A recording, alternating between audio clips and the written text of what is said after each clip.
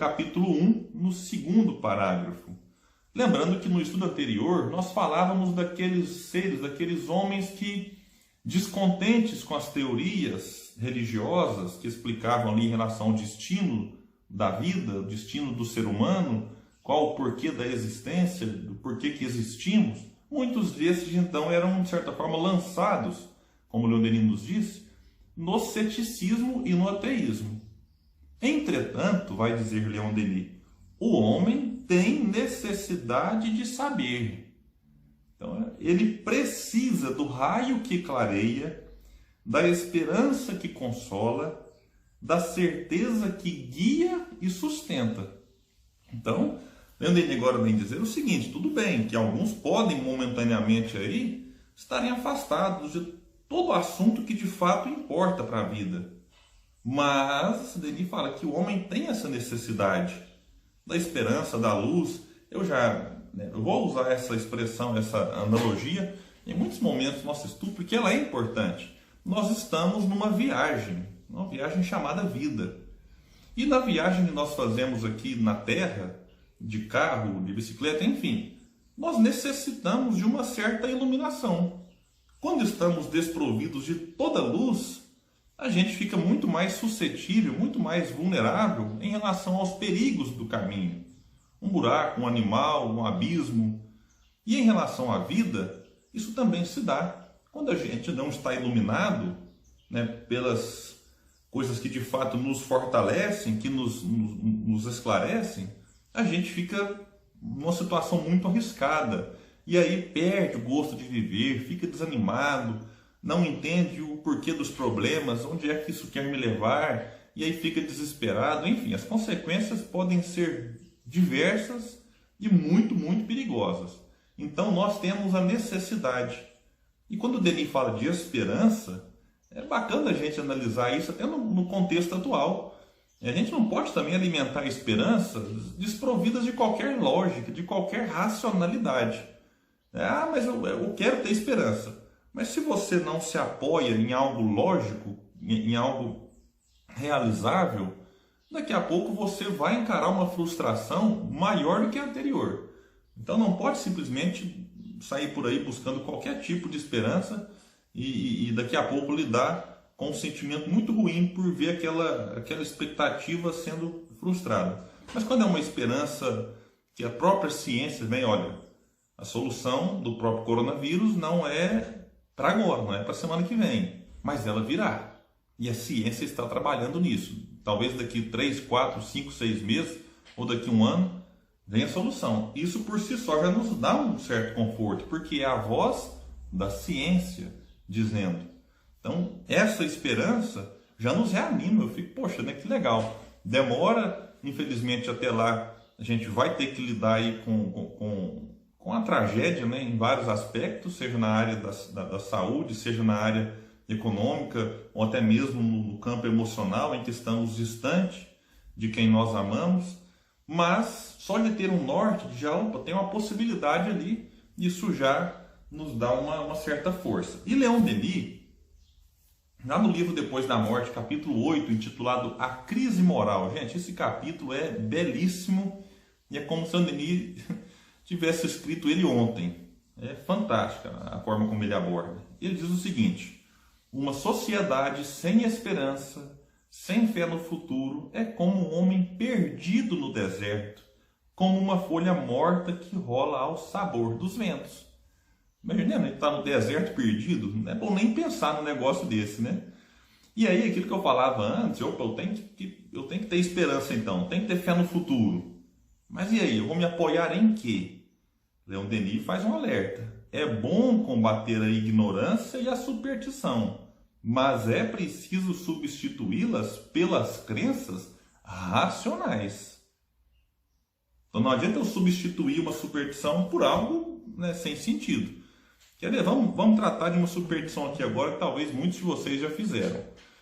Que é aquela ideia, quem não sabe vai ficar sabendo agora, de que se você recebe uma visita em casa e você não está satisfeito, você não queria que ela estivesse ali, dizem que se você colocar uma vassoura atrás da porta, a visita vai embora. Aí eu pergunto, faz sentido? Me parece que não. É uma superstição que não tem nenhum embasamento lógico, científico, de que uma vassoura atrás da porta expulsa alguém de casa. E alguém pode pensar, William, mas eu coloquei e a pessoa foi embora. Aí eu tenho duas explicações. Uma, talvez a visita viu você colocando a vassoura atrás da porta e como ela talvez conhecia ali a superstição, ela pode ter percebido, opa, eu acho que eu estou sendo inconveniente, deixa eu ir embora. Pode ser ter acontecido isso. A outra explicação é de que, ao colocar a vassoura, talvez você tenha pensado, nossa, mas que visita chata, podia tanto ir embora, não queria que ela estivesse aqui. E o seu pensamento se dirigiu a ela, e aí é como se ela tivesse ali um desconforto e desse nela a vontade de ir embora. Então, o que fez que a coisa dar certo não foi a vassoura, mas o pensamento.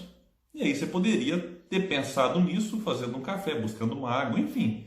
De alguma forma, é o pensamento que atua nesses casos, mas nem sempre dá certo, viu? Aí Leon Denis diz então, e ele tem também o meio de conhecer, ou seja, o homem tem o meio de conhecer a possibilidade de ver a verdade, desprender-se das trevas e inundá-lo com sua luz benéfica. Para isso, então, para que o homem acesse a essas coisas mais sublimes, mais verdadeiras, deve afastar-se dos sistemas preconcebidos, descer ao íntimo de si mesmo, ouvir essa voz interior que fala a todos e que os sofismas não podem deturpar, a voz da razão, a voz da consciência. É importante lembrar que a gente já estagiou aí por diversas religiões, já passou e teve diversas crenças, e que para a gente compreender melhor agora o que acontece em relação ao que importa na vida, o porquê da vida, é importante lembrar que se eu ficar toda hora tentando encarar a nova realidade baseado nos conceitos antigos, eu vou ter dificuldade.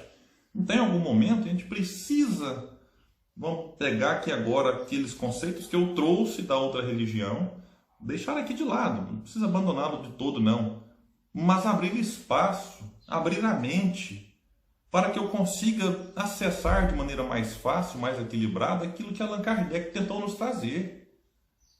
Então é importante a gente entender isso. Até tem um amigo que brinca, a gente deve estudar o Evangelho à luz do Espiritismo, ou estudar a Bíblia à luz do Espiritismo, e não o Espiritismo à luz da Bíblia, porque aí a pessoa vai ficar ali com um sistema pré-concebido, tentando interpretar uma nova revelação, como é o Espiritismo, a partir da antiga.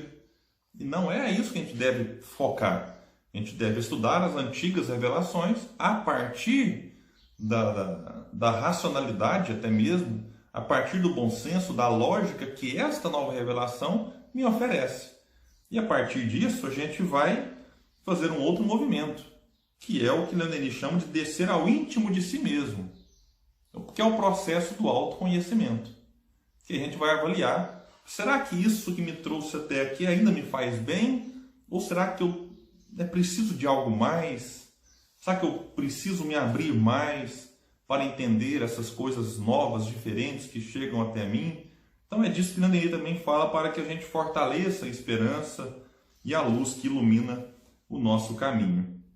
E aí ele fala de ouvir a voz interior, que é a voz da razão e a voz da consciência. Lembrando que a lei de Deus está onde?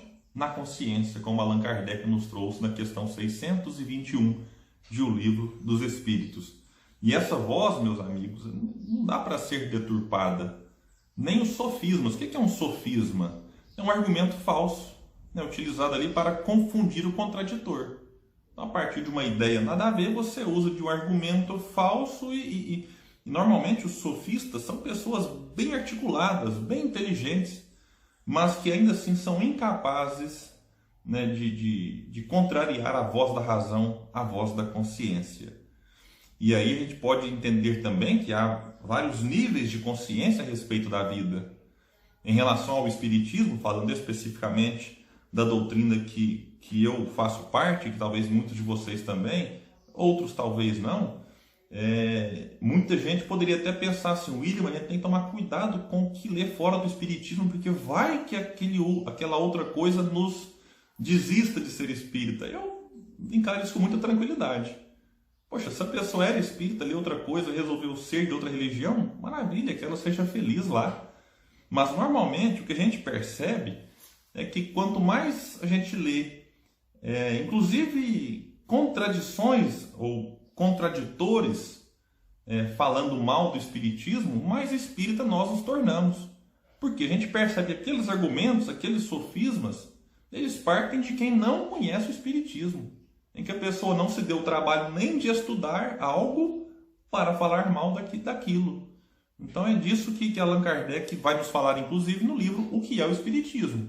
Ali Kardec coloca um diálogo com o cético, um diálogo com um padre e um diálogo com um crítico, aquele que não acredita em nada, aquele que quer criticar tudo e aquele que já traz ali uma ideia de céu, inferno, demônio, satanás, que quer combater pelo caminho religioso o espiritismo.